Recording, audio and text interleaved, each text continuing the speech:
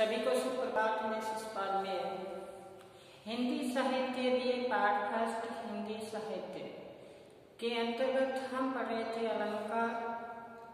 अलंकार में हमने पढ़ा श्लेष अलंकार, जिसमें बताया था कि जब वाक्य में एक से अधिक अर्थ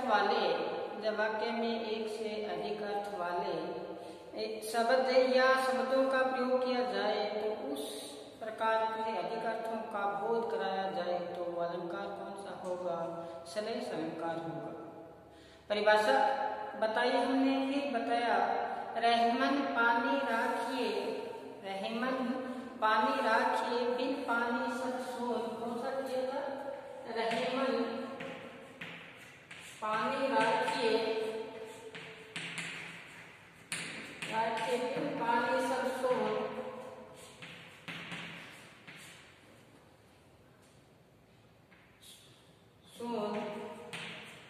फिर बताया पानी में उभरे, पानी में उभरे मोती मानुष चून। रहमन पानी राखिए, बिन पानी सब सोन, बिन पानी सब सोन। यहाँ सब आएगा, सब सोन। पानी गेने उभरे मोती मानुष चून। तो कवि ने यहाँ जैसे शब्द आया पानी, अगर पानी नष्ट हो जाने का मोती और मनुष्य आटा किसी काम का नहीं रहता। पानी नष्ट या नाश हो जाने पर मनुष्य आटा, और फिर बताया मनुष्य किसी काम का नहीं रहता। तो पानी का अर्थ यहाँ 3 प्रकार से आया। तो जैसे बताया कि मोती के साथ कौन सा बताया? जैसे मोती के साथ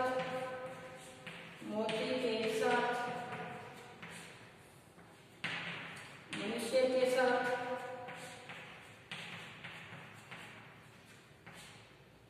और आटा के साथ, मोती के साथ कांति चमक आभा, और मनुष्य के साथ इज्जत और आटे के साथ जल। जैसे मोती के साथ यहाँ पे चमक आभा या कांति, इसी प्रकार से मनुष्य के साथ इज्जत, आटा के साथ पानी। अगर पानी एक ही शब्द पानी का अर्थ यहाँ अलग अलग निकल रहा है, 3 अर्थ निकले। तो जैसे कल बताया था दूसरा उदाहरण कि चरण धरत चिंता करत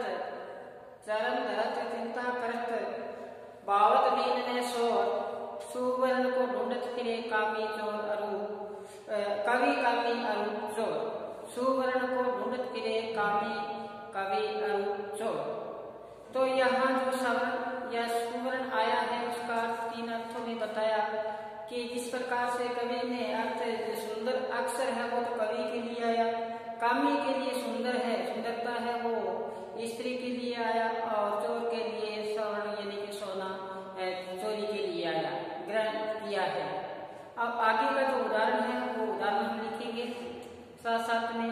हम शुरू किया है कौन सा? अलंकार है अपना श्लेष अलंकार। कौन सा? श्लेष अलंकार। तो एक बार ये हमने लिख लिया, याद होना चाहिए कि रहमन पानी राखिए, बिन पानी सब सोन, पानी गेने उभरे मोती मानुष चून। पानी गेने उभरे मोती मानुष चून। आगे चले, आगे उदाहरण लिखो। उदाहरण लिखे, श्लेष अलंकार के 2 लिख दिए, अब तीसरा उदाहरण लिखे। जहां गांठ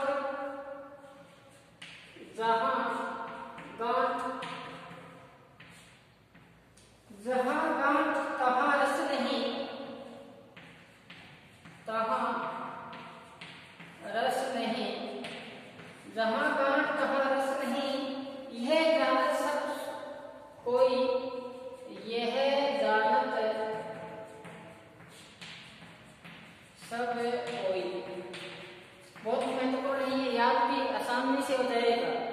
जहाँ गांठ वहाँ रस नहीं, यह जानत सब कोई। फिर बताया कि मंडेतर की गांठ में, मंडेतर की गांठ में गांठ गांठ रस होए, गांठ गांठ रस होए या कोई, ये ऐसे कह सकते हो। कौन सा उदाहरण बताया? जहां गांठ तहां रस नहीं, यह जानत सब कोय।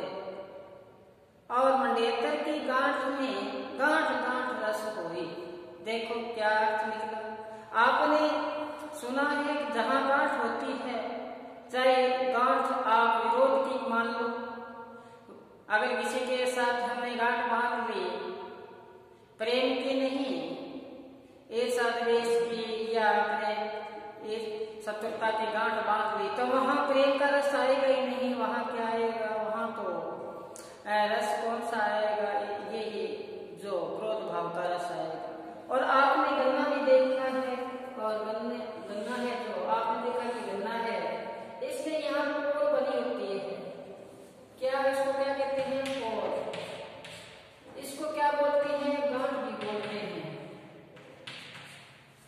अब जो ये गांठ यहाँ रस नहीं होता, रस कहाँ होगा? इसमें रस यहाँ होता है, यहाँ रस नहीं होता। गन्ना देखा है आपने? अब तो गांठ होती है, कहाँ रस नहीं होता। यही बात हम जानते हैं। एक तो गांठ का अर्थ यहाँ पे जैसे किसी के प्रति हमने ऐसा द्वेष की या शत्रुता की गांठ बांध ली, वहां रस नहीं होगा। रस कौन सा? प्रेम का रस। रस कौन सा? रस होगा प्रेम का। वहां प्रेम का रस नहीं होगा। बात समझ में आई? या गन्ने की गांठ होती है, वहां क्या नहीं होता? रस नहीं होता। तो रस कहाँ होता? कभी नहीं बताया। आपने देखा होगा कि शादी समारोह में आप गए हो, जहाँ दूल्हा दुल्हन अग्नि के समक्ष फेरे लेते हैं या शपथ लेते हैं, अग्नि के समक्ष घूमते हैं, देखा है आपने? तो दूल्हा और दुल्हन के बीच चलने पर जो उनका दुपट्टा होता है, उसको क्या बांध दी जाती है? गांठ बांध दी जाती है। पता है आपको? एक दुल्हन का दुपट्टा, एक उधर है दुल्हा का, वर और वधू का, दोनों का आपस में क्या बांध दी जाती है? एक दुपट्टे की गांठ बांध दी जाती है। और वो अग्नि के समक्ष क्या लेते हैं? शपथ लेते हैं, फेरे लेते हैं। ये हमें पता है। तो वो भी गांठ होती है। उस गांठ में देखो कितना रस होता है, उस गांठ में कितना आनंद की अनुभूति होती है कि एक बार गांठ वो बांध ले, जीवन भर उनके साथ ही वो गांठ चलेगी। यानी कि प्रेम की जो गांठ एक बार दोनों की, वर और वधू की बंधी, दूल्हा दुल्हन की बंधी, वो जीवन भर साथ निभाते हैं। और दाम्पत्य जो प्रेम होता है, उससे बढ़कर कोई प्रेम ही नहीं है। दुल्हनिया गाओ मंगलाचार, हम घर आए राजा राम अवतार, तन रत कर मन रत कर, पथ तत् बराती, राम दोहे भोई पावने आए, मैं जो बन मनवाती। जैसे कबीर ने वो दुल्हनिया के वेश में अपने ईश्वर की आराधना की थी। ऐसी खुशी, ऐसा जो आनंद की अनुभूति होती है, उस गांठ में हम बयान नहीं कर सकते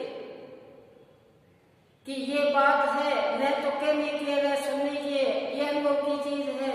जिसने ये अनुभव लिया है गांठ का, कौन सी गांठ का? जिसने अग्नि के समक्ष क्या लिए हैं? शपथ लिए, फेरे लिए। वो ऐसा प्रेम रूपी गांठ है, वो खुलने पे नहीं खुलती। ऐसा प्रेम बनता है। अपवाद तो मिल जाते हैं तो खुल जाती है, वो अलग बात है, लेकिन खुलती नहीं। तभी यहाँ बताया है, जहाँ गांठ तहाँ रस नहीं, यह जानता है सब कोई। मंडेतर की गांठ में गांठ गांठ रस होई। देखो बहुत महत्वपूर्ण, याद भी हो जाएगा आसानी के साथ। तो हमने उदाहरण 3 लिख लिए। पहला देखा, रहमन पानी राखिए बिन पानी सब सून, रहमन पानी राखिए बिन पानी सब सून, पानी गेरे उबरे मोती मानुसून। पानी के अर्थ अलग अलग निकला। यहाँ गांठ शब्द तो एक ही है यहाँ, और गांठ शब्द में क्या निकला? अर्थ अलग अलग निकला। दूसरा चिंता करत कौन सा था? चिंता दर्द और पावे मन में सो सुवर्ण को ढूंढत फिरे कवि कामी अरु सो, वो था। अब 3 अपने उदाहरण बता दिए, हमें 2 उदाहरण याद कर लेना होता है एग्जाम की दृष्टि से। तो श्लेष अलंकार आ जाए तो हमें पहला तो वो याद कर लेना, रहमन आसान सा है, रहमन पानी राखी गिर पानी सब सुन पानी गे न उगरे मोती मानुष सुन। तो इसमें आप लिखना ना, फिर लिखवा देता हूँ नीचे। देखो आप इसमें ईख के साथ गांठ गन्ना, ईख के साथ गांठ, ईख की पोट, ईख की पोट और रस लिखो, मीठा जलिया रस, मीठा जलिया रस, मनुष्य के साथ, मनुष्य के साथ गांठ लिखो, कपट,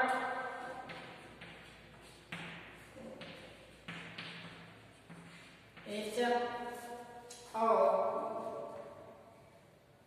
विवाह में वरवधु, विवाह में वरवधु, विवाह में वरवधु की गठबंधन की गांठ,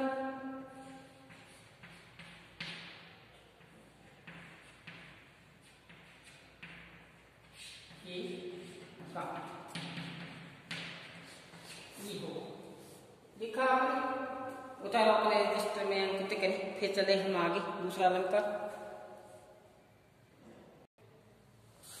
अब आगे चले उपमा अलंकार। कौन सा अलंकार पढ़ेंगे हम? उपमा अलंकार। हमने उपमा अलंकार का लक्षण लिखा है, महत्वपूर्ण है। देखो, जहां वर्णीय बहुन की सम छवि को उल्लास कवि पंडित मतिराम कहते हैं, उपमा कहत प्रकाश। ये मतिराम, कवि मतिराम ने कहा है उपमा अलंकार के बारे में कि जहां वर्णीय बहुन की सब छवि को उल्लास कवि पंडित मतिराम कहे उपमा कहत प्रकाश, ये लक्षण हुआ। हम लिखे अब क्या कहते हैं उपमा अलंकार के बारे में? कहते हैं जब किसी पद में लिखे, जब किसी पद में महत्वपूर्ण है, ध्यान से देना, जब किसी पद में 2 पदार्थों की समानता को, 2 पदार्थों की समानता को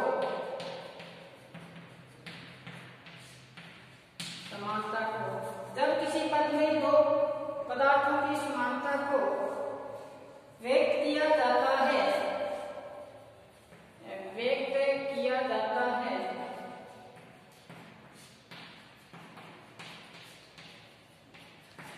जब पद में 2 पदार्थों की समानता को व्यक्त किया जाता है, अर्थात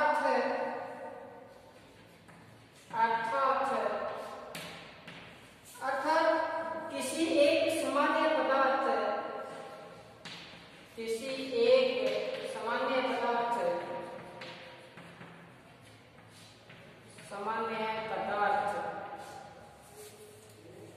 की किसी प्रसिद्ध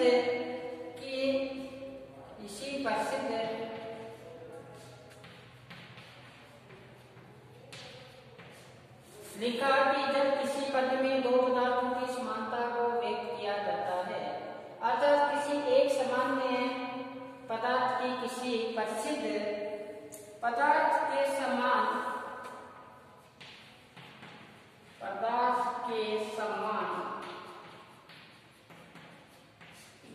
सम्मान मान लिया जाता है,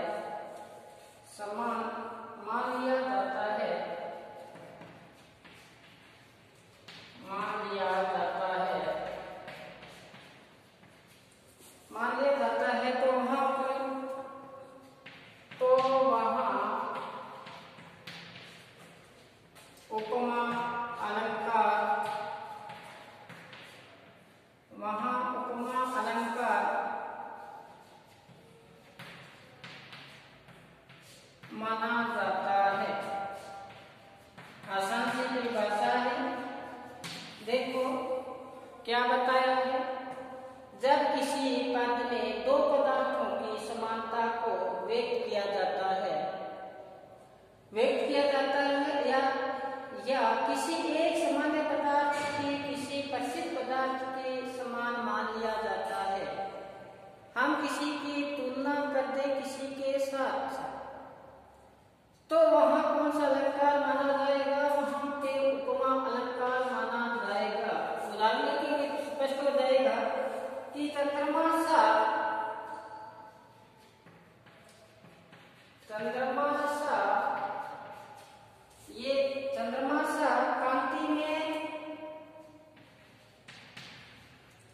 कांति में मुख्य रूप दर्शन है तुम्हारा।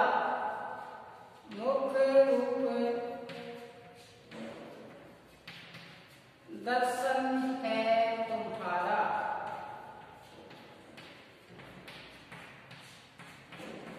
क्या बताया है?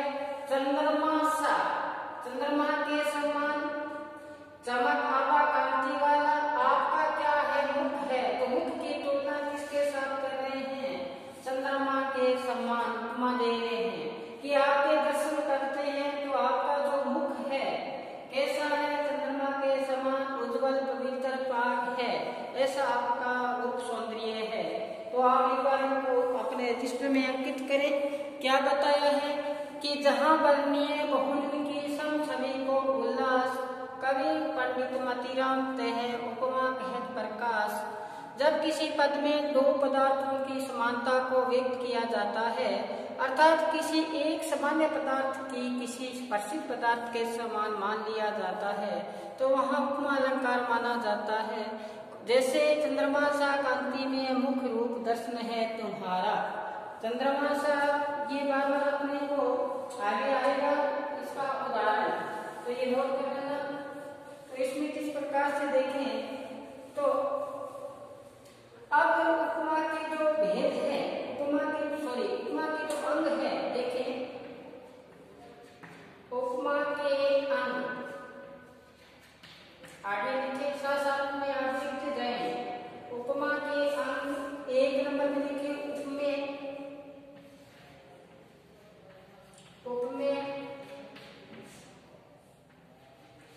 दो नंबर में लिखो उपमान, और तीन नंबर में लिखिए वाचक शब्द,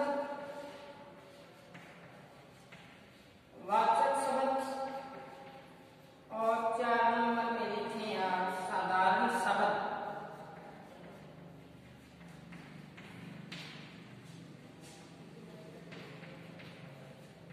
ये महत्वपूर्ण है। चारों उपमेय, उपमान, वाचक शब्द, साधारण धर्म, ये है उपमा अलंकार के अंग।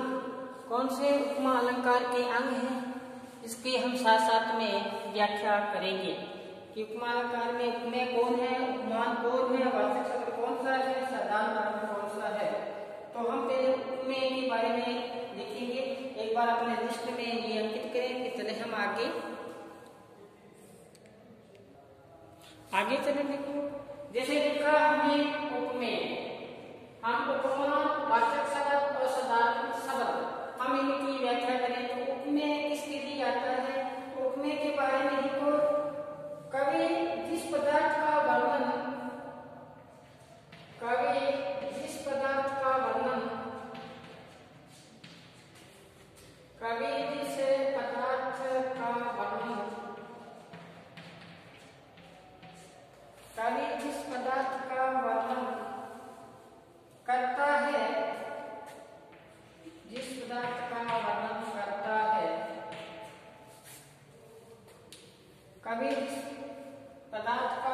करता है उस पदार्थ को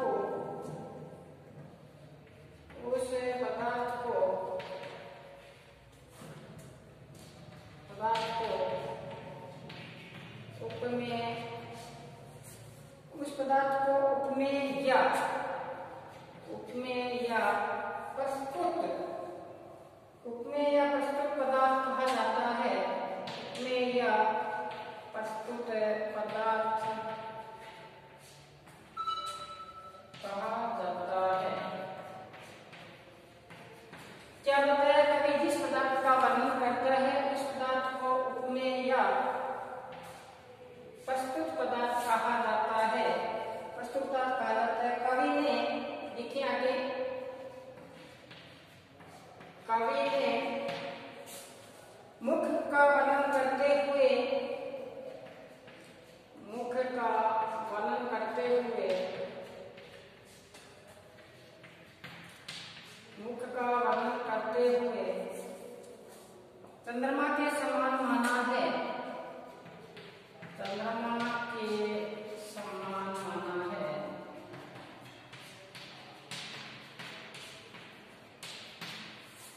समान माना है, अतः उपमेय प्रस्तुत, अतः क्या हुआ मुख्य। यहाँ जैसे ये शब्द आया कि चंद्रमा सा कांति में मुख्य रूप दर्शन है तुम्हारा, तो उपमेय यहाँ पे कौन है मुख्य। मुख्य किसके समान माना, चंद्रमा के समान। उपमेय यानी कि उपमेय या यहाँ प्रस्तुत शब्द आता है, ये किसके लिए आया। अब देखो एक बार मैं इधर आऊं, चंद्रमा सा कांति में मुख्य रूप दर्शन है तुम्हारा, तो कवि जिस पदार्थ का वर्णन करता है उस पदार्थ को उपमेय या प्रस्तुत पदार्थ कहा जाता है। कवि ने मुख्य का वर्णन करते हुए चंद्रमा के समान माना है, अतः उपमेय कौन सा हुआ, प्रस्तुत हुआ।